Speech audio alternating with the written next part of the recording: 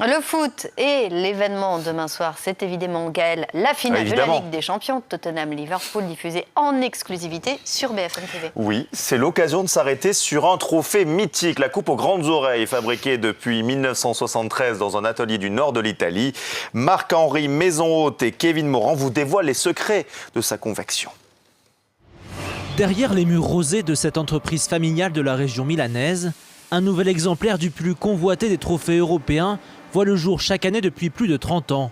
Le travail d'une vie pour Guerino Giorgi, cet artisan orfèvre de 79 ans, a cette année encore réalisé les fameuses grandes oreilles de cette coupe. Pour les deux anses, il faut faire deux gabarits identiques et les marteler à la main, aussi bien à l'extérieur qu'à l'intérieur. Elles sont ensuite soudées. C'est le travail le plus laborieux, il faut 15 jours pour réaliser ces deux anses.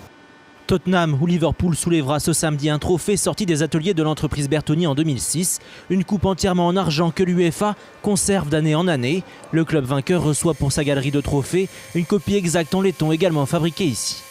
Toutes les lettres ne sont pas découpées. Alors je suis en train d'en faire le contour pour les détacher de la plaque. Ensuite elles seront polies et soudées sur la coupe. Ici, c'est le bain d'argent. Je prends les lettres, je les accroche à cette barre et les laisse tremper dedans quelques minutes.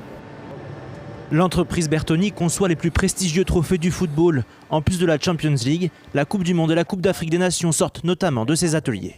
Seule l'UEFA peut décider de modifier le design de la coupe. En 30 ans, il n'y a que de petits détails qui ont changé, comme le logo de l'UEFA ou la taille des lettres. La coupe qui sera donnée aux vainqueurs est sortie de ces ateliers en janvier dernier et attend patiemment depuis de connaître sa destination, Liverpool ou Londres.